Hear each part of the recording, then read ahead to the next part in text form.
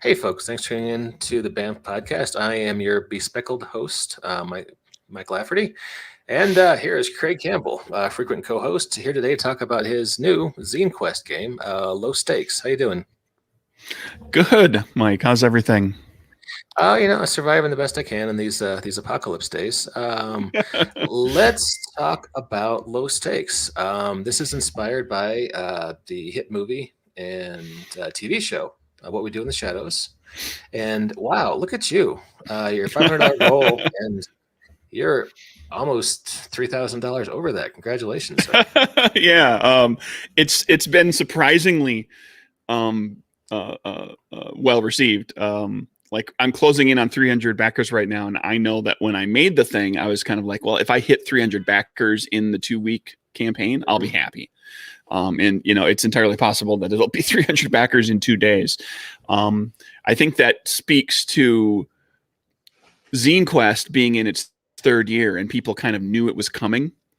Mm-hmm. And so there are a lot of backers out there who they know February is going to be the month where they're going to back a bunch of smaller projects. Being in the midst of the pandemic thing where people's money is a little tight and everything, these small projects are ideal. Like you can drop just a few bucks and get a game.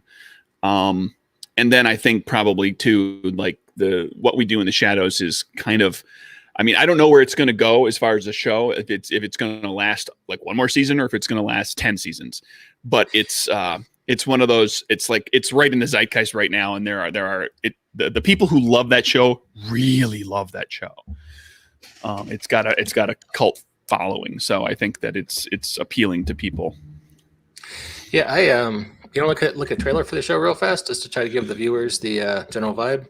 Sure. Okay, I got the. Let me get this one up. Since you said show, I will go with that instead of the movie, which was also very funny. Yeah, they're both very good, and it's worth watching the movie before the show for very specific reasons when you're watching the show. Yeah, I would agree. I want to talk to you about how the last season ended, but let's look at this first. So, it's Nightfall. Poor Guillermo. You got to feel for this guy, right? Yeah.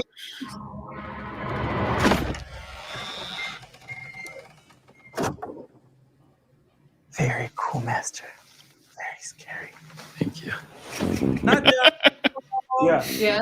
Can you come downstairs for a second, please? The problems with living with other vampires are the vampires I have chosen to stay with. I wanted to talk about general hygiene in the cell. Last night, there were all these people down there, half drunk. Well, where did they find the alcohol? No, they were half drunk. They'd been half drunk. If you've got something to say, then damn well say it. It's not hygienic! Nando is like turkey. Cannot play with that. I'm so sorry. So you can't be throwing ancient coins at me. Guillermo, The credit card's stop this fine. man. Guillermo is my familia. I'm not a killer. I find people who are easy to kill. Are you virgins? I don't see how that's relevant. I'm killing it, baby. Oh, that's werewolf piss. 2 werewolves. The Werewolf episode was pretty great, huh? Honey, what are you doing in here? This is my bedroom. My name is... Yeah, the Colin Robinson. Yeah, the psychic vampire who drains people of their energy. My favorite bit with him was he was trying to do the updog joke all episode. And, yeah. What's finally? Yeah. He finally had to contact his dead mother in a seance and do the updog joke on her because everyone else just wasn't going for it. Yeah. And then she was... My favorite part about Colin is when they introduce him for a few episodes, you don't know if he's actually supernatural or he's just really boring.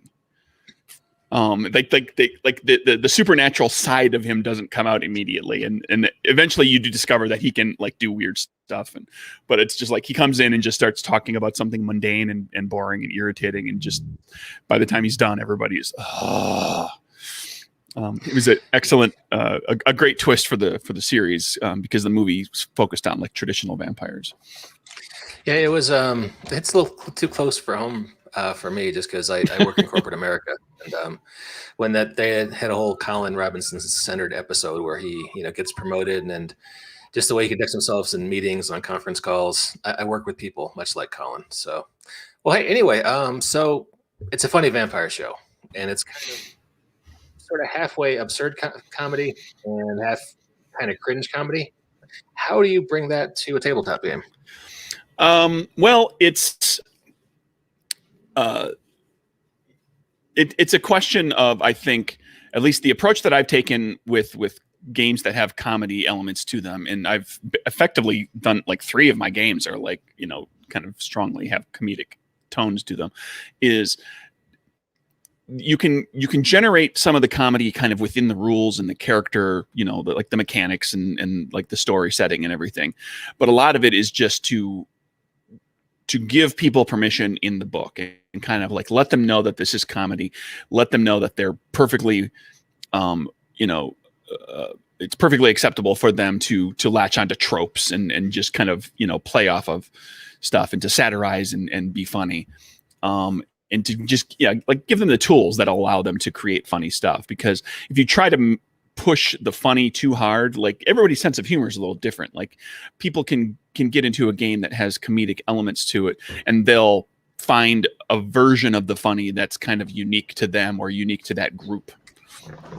Oh, hey, I wanted to point out that Brad from Bork's Memes just joined us. Hey, Brad. Howdy doody. I was busy doing my 9 to 5, which wound up going from 9 to 6. Sorry for popping in a couple of minutes late. Oh, no worries. Craig, Brad is not a supernatural creature, but he is a guy under the age of 30 who plays RPGs. And he runs a fairly popular RPG meme, call it a business or thing, on Twitter and Facebook. So thought he would join us tonight. So good to have you with us, Brad. Thanks for coming back. Like, it's good to be here. I do appreciate the time to hang out. I was watching for just a couple of moments prior, and I appreciate your approach there, Craig. I feel like not a lot of people remember to just have fun playing games, which is crazy. Like, that's not the common notion in the RPG realm, to just suspend your disbelief and have a great time. That's really nice, though. I like that. So it basically, to summarize it, just the game gives you the tools, and so you'll find your version of the funny. If it's very much like What We Do in the Shadows and you take a lot of influence from that, you can. If you want to make it funny, you could make it slapsticky, you could make it much more subtle, whatever is kind of your thing for comedy. Yeah, one of the things I really enjoy about that show was how they kind of build up these big conflicts that don't quite happen.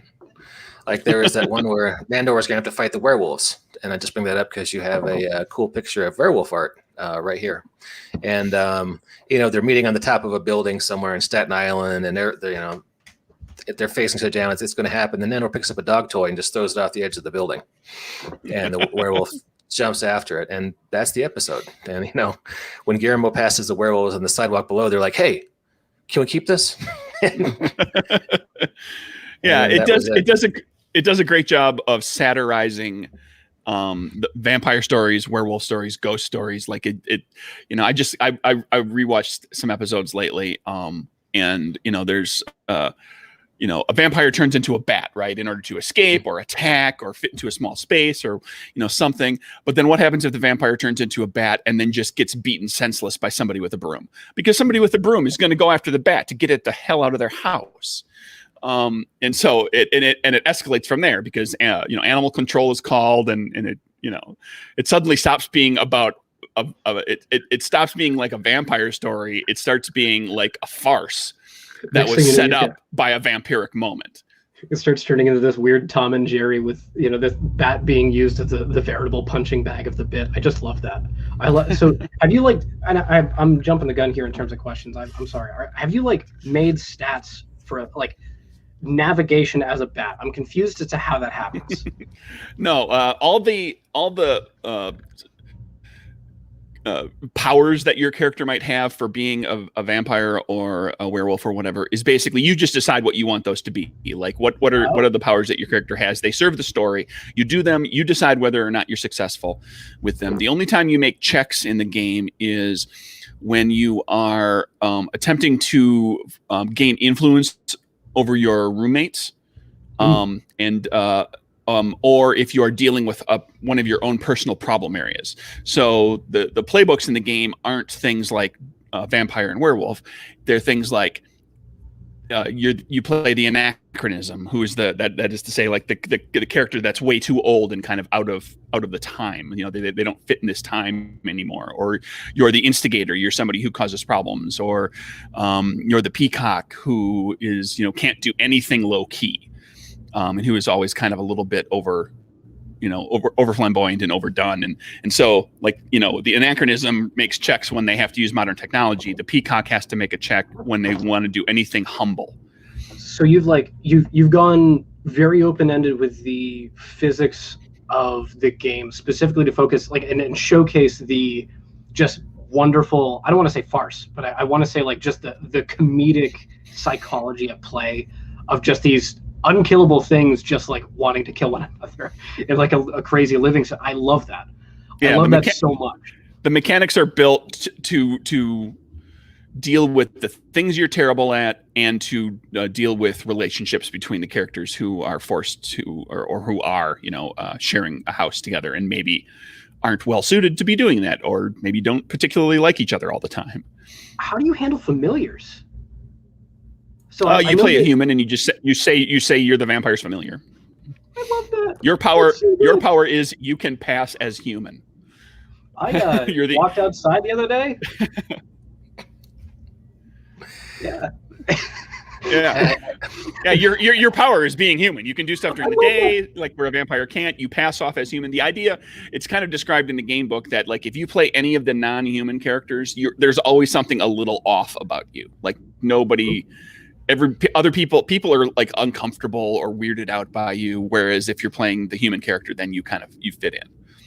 I like that, and I feel like and this is kind of a more broad sense thing, but I feel like the RPG community has gotten really limitation happy with a lot of or really limitation lax, where they don't make their benefits for playing a character. They just give you weird penalties, but giving them fun quirks to be like, hey, you can choose to work this in.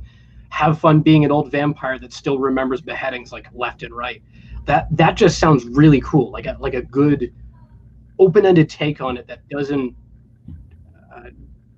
limit the player, but also gives them a structure to follow. I really like that. How's playtesting gone? Playtesting was pretty straightforward, given that the system is so simple.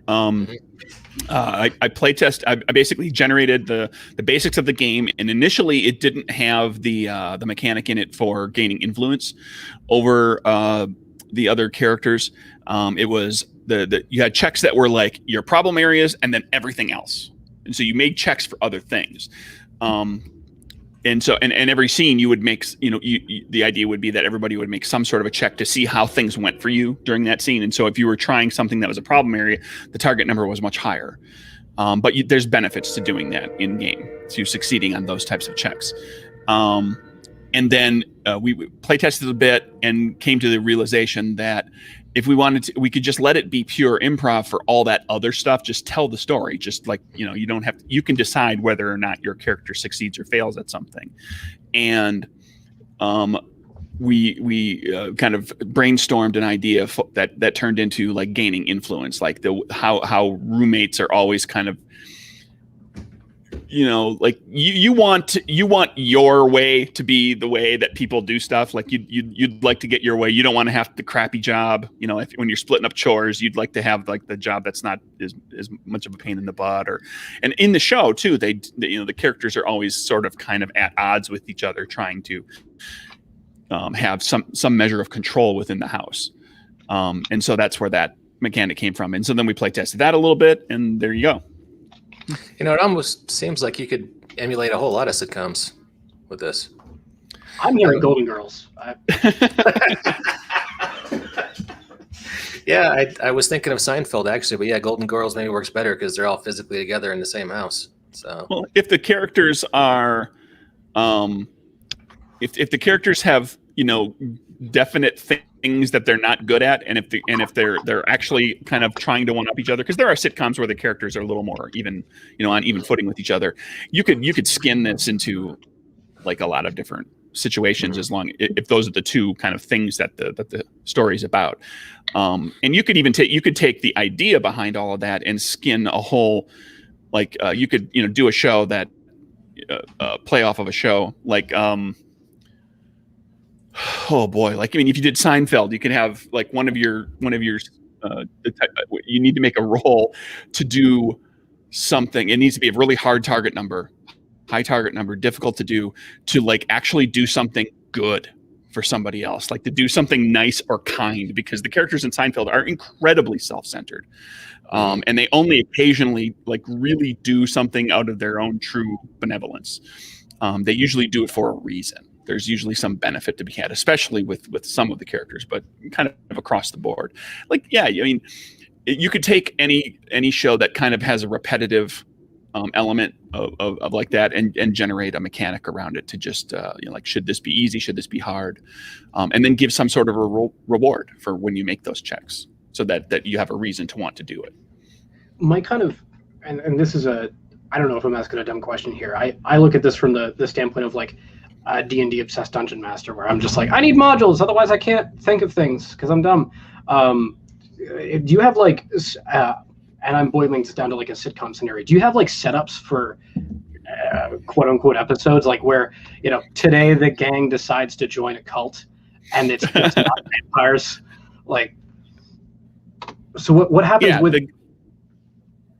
it's the game's GM-less, and it includes a series of story outlines that are basically like classic sitcom trope, like you're dealing with bureaucracy, or you're hosting a party, or there's a new neighbor.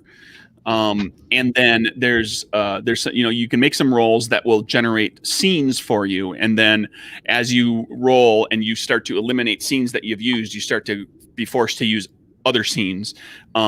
And as you go, those scenes escalate. There's worse and worse things. Like, the situation blows up out of control.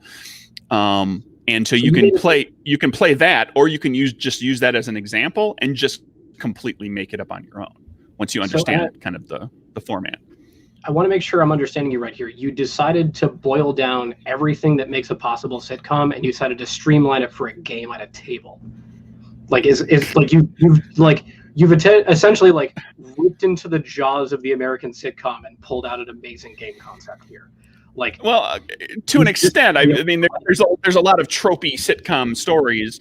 One that I toyed with that I never did manage to get to work properly was Trapped in a Small Space. It's when the characters are all stuck in an elevator together for the entire episode, or they're all at the Chinese. They're all waiting at the Chinese restaurant, and it never goes beyond waiting at the Chinese restaurant. And I wasn't able to quite come up with like enough different scenes and escalations that fit that were generic enough. I just never quite nailed it. So I did other ones that had a little broader appeal, where they had more options available. Do we need bottle episodes though? Is that? Well, I mean, on Community, when they had a bottle episode, they use it as a pretense for flashbacks. Abed hates them. I hate them. Well, in fairness, with Community, there's an episode that is a bottle episode where Abed hangs a lampshade on it and calls it a bottle episode halfway through, because they can't find a way to get themselves to leave the study room, even though there's like, what was it, like a puppy parade or something that they all wanted to go see, but stuff kept coming up that kept them in the study room. And Abed's like halfway through the episode, and he's like, yeah, we're never getting out of this. This is a bottle episode. So, you said that, 2/3 of the way through the show, everything goes to hell. And I'm just wondering, is there a mechanic for that? Is it like the tilt in Fiasco, or how do you do that? It's not specifically the tilt. In Fiasco, the tilt is, a very specific, like, here's a big shift that happens. The way I did it with these story outlines is that you roll 2d6 and you add them together, and that generates your scenes for you. So when you roll 2d6, you're going to tend to roll like 6, 7, 8 more often, right? So the scenes that are numbered 6, 7, 8 are simpler scenes, simpler like events that take place within this greater story. And then as you get closer and closer to 2 and 12, they become more and more outrageous and big. And then whenever you roll a scene that's already been done, you can re-roll, or you can just move up or down until you get to the first scene you haven't used. So eventually everything like pushes you out toward those more extreme moments. Okay. So it's kind of baked in, but a little more as a gradual build than all of a sudden things take a left turn like in a Coen Brothers movie. Okay, that's cool. Right. Like as an example, in the Host a Party story, 7 is a piece of furniture gets broken. So there's like, there's a little something happens. And then as the other scenes kind of get worse and worse and worse, and 2 is the house catches fire, and 12 is someone dies. And that's only included because this is, based in horror stories and vampires and werewolves. So like somebody can get killed. Well, I mean, I was gonna say lots of people do die on What We Do in the Shadows. Lots of victims. Yeah. To beat that community dead horse, I'm reminded of the episode where the whole crux is around the roll of a die, and like with the roll of the die, it gets progressively worse. I love that mechanic a lot. If you're like rolling based upon like certain levels of extremity to just throw the world out of whack, like you've got, I can imagine you've got a lot of options because as you were describing, like a certain one does a certain list of things. Is there like an additional role to choose from that list, or is it like you pick one that's fun, or what happens there? As far as the scenes go? Yeah. Well, it's basically just a list that, like, as you play through the episode, or the game, you're going to be forced to the more and more extreme ones. Although you might accidentally, you might roll a 2 or a 3 or 11 or a 12 right out of the gate and have something really ridiculous happen, like really early in the story. And beyond that, it's all improvisation. I mean, like somebody can introduce a ridiculous or an extreme situation at any point if they really want to. Because the idea behind the game is that everybody's sort of playing it as yes and. If somebody says this happens, well then it happens. As long as it's not like treading on something really horrible that people don't want to have in their game. No, that's a solid point. I'm kind of encroaching into dangerous territory here now. If you want to stop or maybe address that later with more thought, go right ahead. Do you have a portion in your game to address those kind of more sensitive topics? There's a brief discussion of essentially safety tools, and it comes down to just like establishing limits. Like, yes, this is a horrific story that's got vampires and whatnot in it. Is there anybody who doesn't want to sit and listen to really extreme descriptions of gore? Like people maybe don't want that, or like maybe like romance is okay, but like descriptions of actual sex taking place is not something that they want us to have in their story because that's just not a fun role-playing game for them. And so there's a discussion of those sorts of things. I like that. I find not a lot of games right now are really covering that like salt to taste mentality, where it's like, if you're not having fun with it, don't do it. Like, just to cover that base, I think really smart. It's getting baked into games more and more often, particularly in like the smaller title indie sphere where games are. Well, I don't even know what to say about like I don't know where I was going with that, but like there's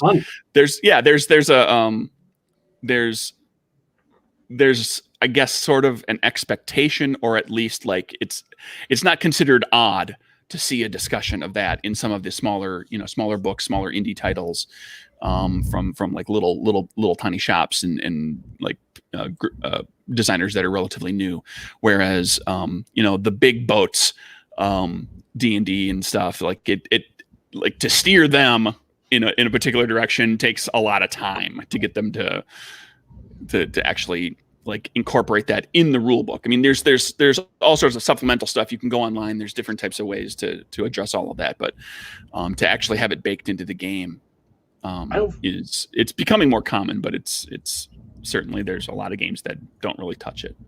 I know from the standpoint of a youngin, we a lot of us are getting into it because of Critical Role. That's like the big ticket item is like that one guy that does funny voices with other people that do funny voices playing D&D. Like a lot of us have not gotten into indie RPGs, like just like out of lack of exposure. Like most of the D&D swell happened in that year prior to COVID. And I'm really interested because like if you're talking about like, the indie RPGers are the ones actually like, leading the charge on this. Why is this not more public? I would love more publicity around that. That's awesome. I think that's one of the good things about Zine Quest is it kind of shines a big spotlight on a lot of indie RPGs. Yeah. Whereas, the rest of the year, you can name about 6 companies who are going to dominate the RPG space in Kickstarter. But, Zine Quest, it's nice to kind of broaden the palette a little bit. Give some other guys. And this is my favorite thing about what we do in the shadows. Sorry, just to be goofy again. Jackie Daytona. Not very. Oh, yes, I do love him quite a bit. He's so wonderful. Yeah, just where like that horrible cowboy hat and the toothpick is an impenetrable disguise that no one can see through. Jackie Daytona. I thought that was great. He does have a thing for hats. With that horrible cursed witch hat that pops up. That was great. With Nick Kroll is best for me in small bite-sized doses, and I think he was great as his character on this one. He's perfect at Simon the Devious because exactly he plays a great a-hole, but just like in doses. Mm-hmm. Okay, well, hey, I am getting paged by my wife to come deal with fatherly issues, so let's wrap up. Right now, Low Stakes is on Zine Quest. It's easy to find. Just go to Kickstarter, search for Low Stakes. This is the cover or the initial image you see when you go there. That's the project image. The cover is the cover color is over here. Actually, there it is. Yep, it's in an update. Cover. Yep, and you can become a backer. Was it what's the buy-in? What's the first level tier on that? PDF for $6 and PDF and a soft cover for $12 plus shipping. Unfortunately, the shipping is only being done in the US because it occurred to me that, two things happened. Drive-through RPG shipping from the UK printer to the European Union is all sorts of weird right now because of Brexit. Yeah. And so there's like extra fees and things that are happening. So I don't know where all that stands. And on top of it, it's a 36-page little book. To ask somebody to pay $20 to ship something that costs, like half that. I thought I just on the page, it says you have permission to take the PDF to like your local print store or office store and just get it printed and staple bound.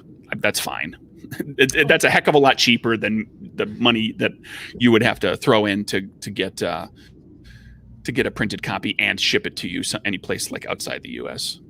Yeah, shipping can get weird. I had a Kickstarter once where I wound up spending like $200 to get a copy to somebody in Brazil. Oh, Brazil's a nightmare. Yeah, just because the post office in his part of Brazil was just terrible, and that's all of Brazil. That's once you get out of a few of the big cities, it's all of Brazil.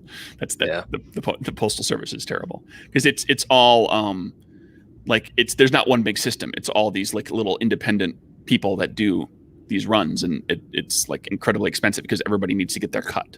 Yeah, of the process. Sure. But check out Low Stakes, available right now. Any closing thoughts, Craig, before we call it a podcast? Keep playing games in the shadows. All right. Thanks, Brad, thank you very much for coming out. It was a pleasure to have you on again. Do you have any closing thoughts before we wrap up? I have friends in college that can afford this game. That's something else great about Zine Quest is you get a new game for the price of a Starbucks visit. It's pretty cool. That's good. Yeah. All right, guys. Well, hey, once again, pleasure to have you both on. And to all our listeners out there, we'll catch you next time on the BAMF Podcast.